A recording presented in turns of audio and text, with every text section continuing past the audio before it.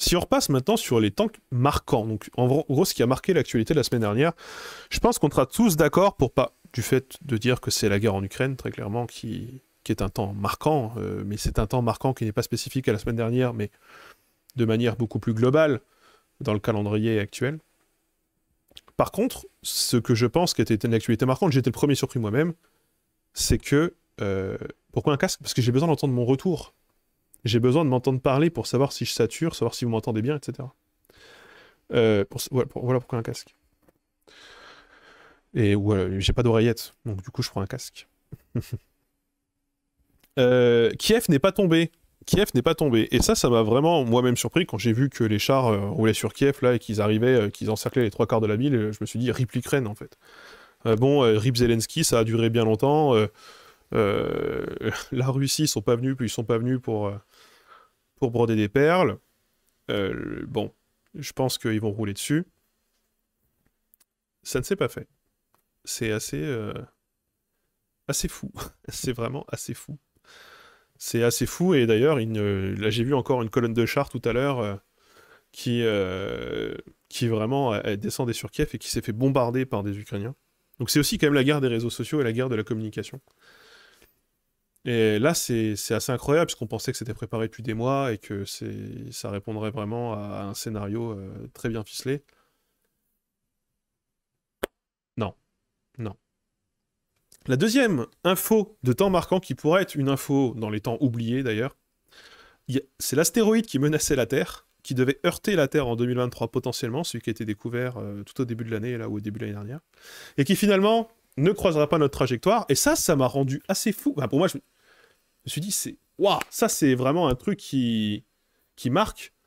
Et comme je vous dis, j'aurais pu les mettre dans les trucs qu'on a déjà oubliés ou qu'on n'a jamais vraiment su en tant que personne avertie. Et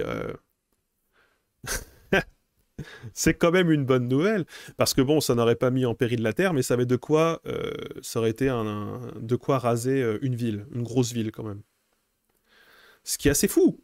Bon, t'as deux chances sur trois de tomber dans la mer, et une chance sur trois quand même de taper sur la Terre, quoi. Et la probabilité de collision était assez élevée, apparemment, oui, bah, mais finalement ça va. Par contre, l'ISS risque de se casser la gueule, les Russes menacent de ne pas exécuter leur mission pour la remettre sur orbite. Ouais, j'ai vu ça. J'ai vu ça. Bah, d'ailleurs, le troisième temps marquant, alors ça, je le sais parce que je connais des gens qui travaillent actuellement sur des vidéos de spatiales et qui documentent un peu tout ça, et donc du coup, j'ai un peu suivi. Et j'ai vu que la guerre en Ukraine menaçait la mission ExoMars, qui, si j'ai bien compris, est une mission qui devait être effectuée en septembre 2022. Et c'était, si j'ai bien compris aussi, une alliance de travail entre l'Agence spatiale européenne et Roscosmos, c'est ça? L'agence russe? Et que, ben, visiblement, ça ne se fera pas. Ben, en tout cas, on ne sait pas. Parce que fait assez incroyable, ce qui n'était jamais vraiment arrivé avant, c'est que les organismes qui gèrent le spatial en Russie sont impliqués en fait dans ce conflit, malgré eux, je pense, hein. Euh, donc toutes les collaborations scientifiques, effectivement, en tout cas au niveau du spatial, et au niveau du reste, hein, j'ai bien l'impression, Roscosmos, merci, euh, sont suspendus, quoi. Donc c'est pas pour demain qu'on ira sur Mars. En tout cas... Et un autre temps marquant, qui pour le coup une actualité plus scientifique, c'est un site de rituel préhistorique de chasse de 9000 ans qui a été découvert en Jordanie par une équipe franco-jordanienne. Et c'était un site où on chassait la gazelle, visiblement ils ont trouvé des ossements et tout. Et c'est assez incroyable de se dire qu'on peut encore redécouvrir des choses aussi vieilles quelque part, aujourd'hui. Parce qu'en fait, une question que je me pose souvent, c'est est-ce qu'un jour on n'aura pas tout découvert tout simplement? Ou est-ce qu'on n'aura pas à creuser partout? Mais là, 9000 ans, c'est quand même... Ouais, on est quand même sur quelque chose, quoi. On est quand même sur quelque chose. On n'a pas beaucoup de sites si vieux. Non, non, c'est quand même assez rare.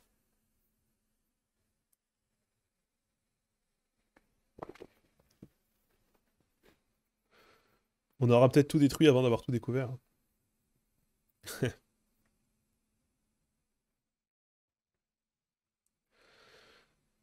Est-ce qu'on se focaliserait pas un petit peu là sur la guerre en Ukraine? Parce que il me paraît quand même...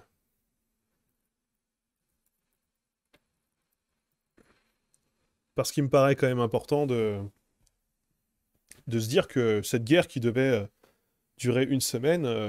Enfin, la semaine dernière, puisqu'on est quand même dans un scénario où on parle de la semaine dernière, moi, la semaine dernière, j'étais assez convaincu que la guerre, elle durerait une semaine, quoi.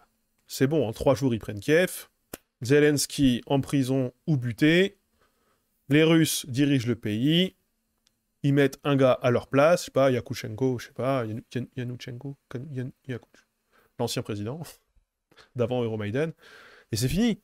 C'est fini. Je croyais ça parce que très clairement, les Russes étaient en mode blitzkrieg, Kiev c'est pas loin de la frontière, ils arrivent de la Biélorussie, ils arrivent de la Bessarabie, enfin de la Moldavie, de la Transnistrie, ils arrivent par la mer, ils arrivent par leurs frontières, ils arrivent de partout, Loukachenko. Qu'est-ce que tu fais, toi?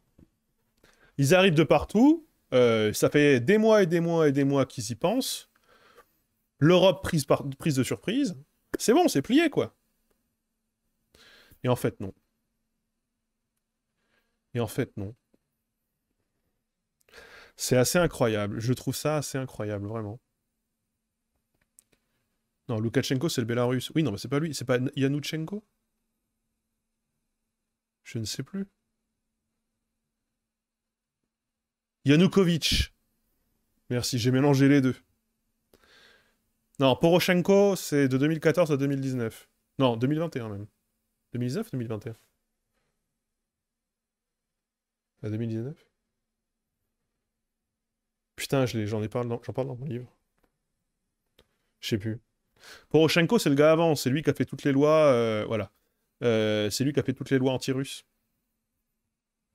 Toutes les lois anti-russes, interdiction d'apporter les livres, obligation de parler ukrainien dans les commerces, etc. C'est celui-là.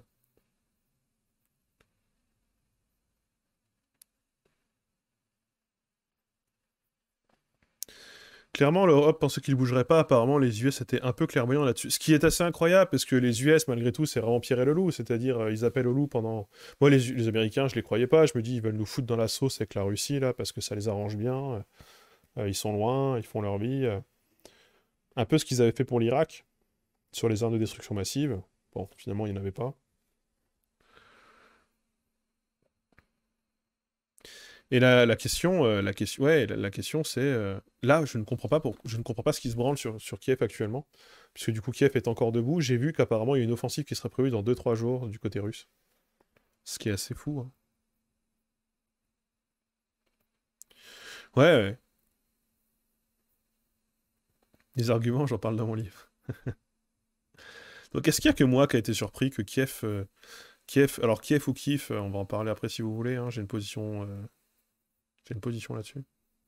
On pourra en parler en 2-3 secondes avant de changer de parti. Irak, c'est un prétexte pour venir. En Russie, c'est clairement pas le projet.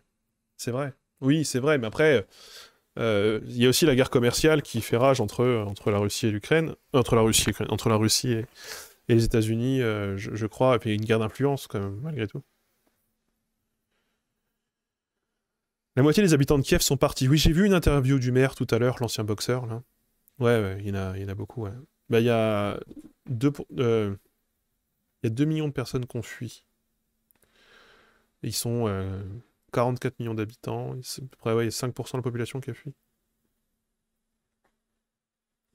Ouais, alors le sud du pays tombe très vite. Ce qui... C'est une question que je me pose hein, sur le traitement médiatique actuellement occidental. Par exemple, j'ai vu la rubrique de quotidien là sur est-ce qu'on doit dire Kiev ou Kiev, je crois, qui est une mauvaise rubrique malgré tout. Parce que l'angle, il est pro-européen de manière aveugle, en donnant des arguments qui ne sont pas... enfin, qui sont malgré tout très parti pris. Alors, évidemment, je tiens quand même à faire cette incise. Évidemment, je suis contre la guerre. Évidemment, Poutine est un fou furieux. Et vivement qu'il dégage. Ça, c'est pas le problème, en réalité. La question que je me pose, du coup, pour revenir, c'est est-ce que le Sud ne tombe pas plus vite aussi parce que le Sud est une région russophone. Est-ce que ça les aide pas à avancer? Ou alors est-ce que c'est parce que c'est faiblement peuplé? Est-ce qu'en fait, est-ce qu'il n'y a pas une plus faible résistance?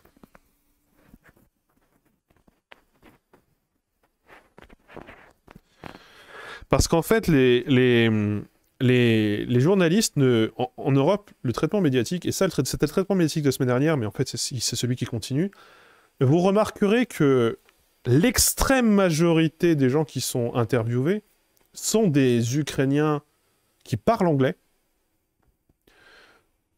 et c'est pas la majeure partie de la population qui parle anglais en Ukraine. C'est une population qui est plutôt sociologiquement pro-Europe. Et c'est plutôt une population ukrainienne, ukrainophone à la base. C'est ce qui me fait poser la question de... même si on en voit quelques-uns qui parlent russe parfois. Assez rare. Donc c'est la question que je me pose, c'est comment ça se passe dans les régions russophones? C'est la question vraiment que je me pose. Est-ce que la résistance est aussi forte? Est-ce qu'elle ne l'est pas? Est-ce qu'il n'y en a pas? C'est vraiment une question que je me pose. Alors, il faut savoir quand même que 3/4 des russophones d'Ukraine se considèrent comme ukrainiens. C'est une stat que j'ai lu hier là, sur Statista, en faisant des recherches là-dessus, donc c'est d'avant la guerre. Donc c'est quand même une population assez importante, mais il y a quand même du coup 1/4 des russophones d'Ukraine, sachant que 30% des Ukrainiens sont de langue maternelle russe. Donc du coup, on a à peu près un 7-8% de la population qui se considère comme russe, de russe ethnique en Ukraine, notamment dans le sud-est.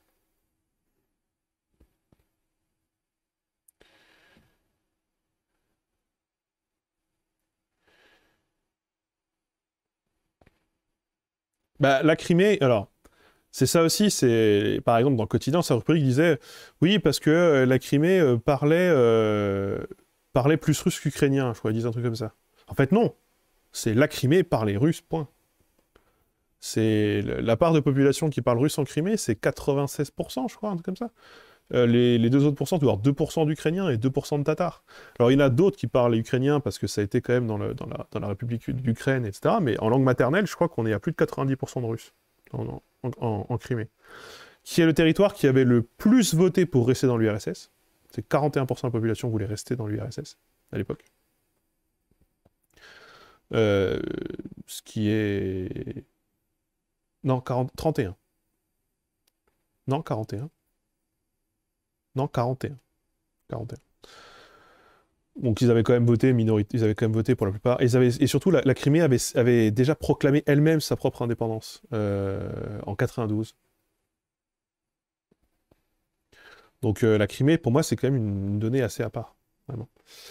Il y a pas mal de résistance dans le sud quand même, il y a énormément de combats. Bah, voilà, parce que du coup, les traitements qu'on a, j'ai l'impression que... Là, on a vu Mariupol malgré tout quand même. Les traitements médiatiques, là, actuellement, c'est beaucoup Tcherniv, Kiev, Kharkiv, qui est quand même une ville russophone, hein, malgré tout, dans la population, dans une zone qui était considérée comme plutôt pro-russe, là où il y a beaucoup de manifestations quand même, et il y a beaucoup de résistance.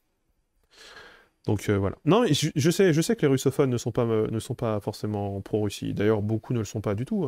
La majorité, peut-être même, ne l'est pas. Merci Wissam Rexa, Wissam Xelka pour le raid de 130 personnes.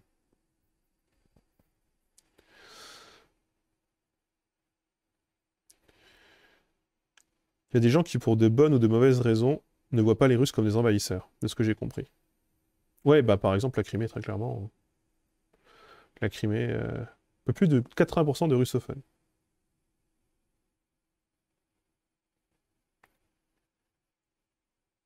Un peu moins de 10% d'ukrainophones, et un peu plus de 80% de russophones, ouais. La Crimée se considère comme russe, hein. Pour le coup, il y a des sondages même qui ont été faits, des enquêtes internationales, etc. La Crimée, il y a pas vraiment de doute, hein.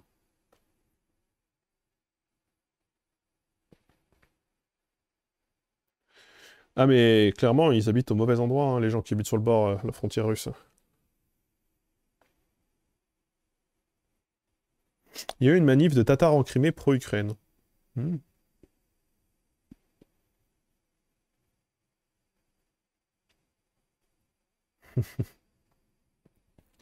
Je pense en tout cas que ce que tout ça nous apprend aussi, c'est que l'Ukraine, déjà, ça nous apprend beaucoup de choses sur ce pays, ça nous apprend beaucoup de choses sur leur culture, et ça fédère beaucoup les Européens. Et je pense que Poutine, en essayant d'envahir l'Ukraine, est en train de fédérer les Ukrainiens, en fait, autour de leur pays, ce qu'ils n'étaient pas vraiment forcément avant, quoi.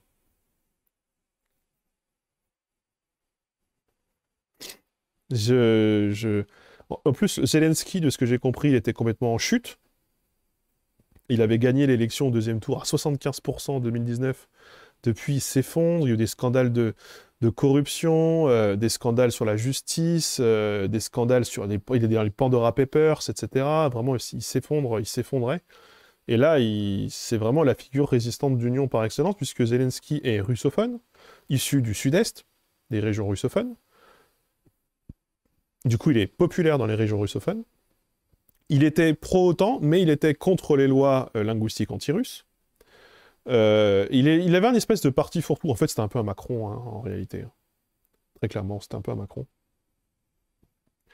Et ça a pu fédérer à la fois la partie pro-Ukraine et la partie ukrainophone pro-Europe et la partie plus russophone pro-russe, puisque le pays vivait un peu une alternance, en fait, entre les pro-russes et les pro-Europe, entre les Ukrainiens ukrainophones pro-Europe et les russophones pro-russes. Il y avait un peu une alternance, où chacun défaisait ce qu'il faisait.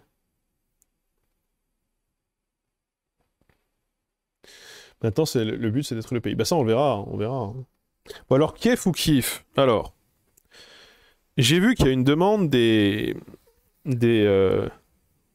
Ukrainiens de dire Kiev, d'écrire Kiev. On va parler d'écrire, en fait, pas dire, parce que Kiev serait l'orthographe russe.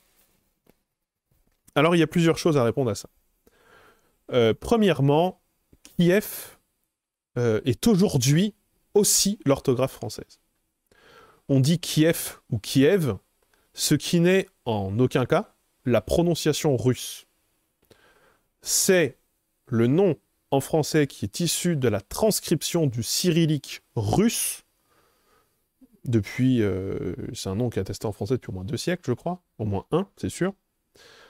Sachant que, et c'est quand même la donnée importante, il ne pouvait pas être transcrit selon la transcription ukrainienne de référence, puisqu'elle n'a été officialisée qu'en 2011. Alors, depuis 1995, déjà, l'Ukraine considérait qu'il fallait écrire Kiev, c'est ce qu'il demandait aux autres pays, mais en réalité, le système de transcription du cyrillique pour la langue ukrainienne dans les langues occidentales n'a que 10 ans. Et on n'a pas réactualisé toutes les villes d'Ukraine, tout simplement parce qu'une fois que les mots sont empruntés, une fois que les noms de villes sont empruntés, ils ont aussi leur propre histoire en France. Pour les villes, on pourra noter ça malgré tout, pour les villes d'Ukraine qui étaient relativement inconnues de la plupart des gens ou des journalistes, c'est toujours le nom ukrainien aujourd'hui qui est utilisé, y compris en région russophone. Enfin, en région où il y a beaucoup de russophones, où la population majoritaire est russophone. Par exemple, on parle de Louhansk, et pas de Lugansk, alors que c'est une ville à majorité russe, en tout cas russophone, si j'ai pas de bêtises. Bon, Donetsk, on dit Donetsk, et pas Donetsk. Et on dit Kharkiv et pas Kharkov. On dit Tcherniv et pas, je sais plus c'est quoi le nom en russe. On dit Lviv, on dit pas Lvov, etc. Donc toutes les autres villes, comme elles n'ont pas d'histoire dans la langue française, on prend le nom de référence tel qu'on l'a sur les cartes qui sont fournies par l'Ukraine et tels qui sont les noms actuels quand c'est les plus petites villes, où on prend toujours le nom ukrainien officiel, même si ça ne correspond pas forcément à la langue majoritaire telle qu'elle est parlée dans la ville. Donc c'est très compliqué, c'est une question qui est très compliquée. Sachant qu'en français, il y a eu d'autres noms de Kiev qui ont déjà existé, notamment au XVIIIe siècle, on avait Kiov ou Kiov, qui était aussi attesté. Qui là était plus lié sur une... qui était plus lié à une prononciation... je ne sais pas d'où elle venait, peut-être du russe aussi, je sais pas. À savoir que Kiev, en fait, c'est ça qui est très intéressant, c'est que si jamais demain on change le nom de Kiev en Kiev, parce que Kiev serait le nom russe, en réalité, la plupart des Français tels qu'ils le prononceront le prononceront d'une façon beaucoup plus proche que les Russes le prononcent aujourd'hui. Ça, c'est quand même quelque chose d'aussi important comme donnée, ou une donnée qui est intéressante. Alors que la prononciation ukrainienne, qui doit être quelque chose comme Kyiv, je crois, Kyiv, je sais plus un truc comme ça. Je sais plus exactement. Ne sera jamais la prononciation lue par les Français, en fait. Parce qu'en fait, ils ne lisent, quand ils voient le nom écrit, ils le lisent comme si c'était du français. Et pour le coup, en russe, je crois que c'est Kyiv. Donc l'écriture ukrainienne nous rapprochera de la prononciation russe. En français. Voilà. Si je dis pas de bêtises. Si je parle sous le contrôle des gens qui sont russophones ou ukrainophones. Mais je crois que le V, dans ce cas-là, il n'est pas, il est pas consonantique. Je crois qu'il est vocalique. Pour moi, c'est Kyiv. Kyiv. Voilà. Donc c'est Kyiv. Tout à fait. Donc, voilà, c'est quelque chose d'assez important à noter, je crois. Hein. Même si c'est pas la bonne prononciation, il y a une idée de reconnaître la langue locale, pas des colonisateurs. Oui, mais non, parce que les Russes sont considérés comme des colonisateurs à Kiev, ce qu'ils ne sont pas, je suis désolé. Les Russes ont tenté, sous l'époque du tsarisme et ensuite sous Staline, une politique de russification, ça je ne vais pas, bien sûr, évidemment. Par contre, la ville de Kiev a toujours été une ville bilingue. Toujours. Et la transcription du cyrillique, à l'origine, enfin quand on se posait la question il y a 1 ou 2 siècles, il n'y avait pas de ça. En fait, juste si jamais je veux transférer le débat ailleurs, c'est comme si, par exemple, je sais pas, Brest, c'est comment ça se dit? Enfin, Brest, non, parce que Brest, je connais pas le nom. C'est comme si Lille, voilà, Lille, disait, bon maintenant tout le monde doit dire Reysel. Parce que Lille était une ville flamande. Et que le nom en flamand c'est Reysel. Et imposer le nom de Reysel partout à l'étranger. On est... où Strasbourg disait... Oui, où Strasbourg disait... maintenant c'est Strasbourg. Parce que Strasbourg, c'est le nom allemand. Or, la population locale parle alémanique, alsacien. Et que maintenant que Strasbourg n'est plus en Allemagne, tous les pays, y compris la France même d'ailleurs, doivent utiliser la forme Strasbourg sur les cartes. Parce que c'est comme ça qu'on dit en dialecte local. C'est comme ça qu'on dit en alsacien. C'est compliqué. C'est compliqué parce qu'en fait, en réalité, les villes, elles ont des noms qui peuvent être multiples dans les pays, dans les langues. Elles peuvent avoir des traductions. Et on ne peut pas... C'est un truc aussi, c'est qu'un pays ne peut pas décréter qu'une ville ou un nom de pays change pour l'intégralité des langues du monde. Ce n'est pas quelque chose qui se décrète. C'est quelque chose qui, malgré tout, reste qui prend ou qui ne prend pas dans l'usage. Alors, pour les petits pays qui sont complètement OSEF et qui sont sur une carte, c'est plus facile. Si, par exemple, demain, New York devenait, je sais pas, moi, autre chose, bah, est-ce que les gens arriveraient vraiment à le changer? C'est compliqué. Merci Studebaker pour le 4e mois. Ou alors c'est comme si on disait, si les États-Unis disaient maintenant le nom officiel de la Nouvelle-Orléans c'est New Orleans et vous êtes obligé de dire comme ça. Je pense que la plupart des Français continueraient à dire Nouvelle-Orléans parce que c'est le nom historique localement ici en France. C'est Pékin, c'est le nom basé sur le, je sais plus si c'est le cantonais ou le Wu, et Beijing sur le mandarin de Pékin. C'est 2 transcriptions de 2 dialectes différents. Oui, c'est comme si les Anglais nous disaient maintenant c'est London, c'est plus Londres. Ah, c'est tendu. C'est tendu, c'est tendu. Parce que aujourd'hui, et ça on le voit bien, en fait, le fait de transcrire Kiev ou Kiev, c'est faire une affiliation à un camp politique ou à quoi que ce soit, mais des fois de manière un peu arbitraire, je crois. En fait, aujourd'hui, dire Kiev ne veut pas dire qu'on est pro-russe. Voilà, puisque Kiev, c'est le nom en français, et c'est le nom tel qu'il existe en français. Tout comme dire t'habites à Kharkiv à un russophone, c'est pas lui nier le droit d'habiter dans une ville russophone, puisque c'est Kharkov en russe, et pas Kharkiv, etc. C'est, voilà. Oui, par exemple, la Birmanie, qui est censée s'appeler Myanmar, tout le monde dit Birmanie aujourd'hui. Tout le monde dit Birmanie. Mais encore une fois, on ne nous demande pas de dire Kiev, on nous demande de l'écrire. Et Kiev est un... Bon, il y a des capitales qui s'écrivent dans le nom local, parce que c'était des villes relativement inconnues avant, comme Ljubljana, quand la Slovénie est devenue indépendante, ou comme Bratislava, quand la Slovaquie est devenue indépendante, parce que Bratislava avait un nom en français qui était Presbourg. Pareil, il y a beaucoup de noms de villes aujourd'hui qu'on utilise sous les formes ukrainiennes, parce qu'on a oublié qu'elles ont eu un nom français, ou qu'elles en avaient un. Lviv, c'était Léopold. Je crois que c'était Léopold. Ou Lemberg, peut-être, Lemberg, en allemand. Donc il y a des villes hein, russes qui ont eu d'autres noms, dont on a oublié le nom.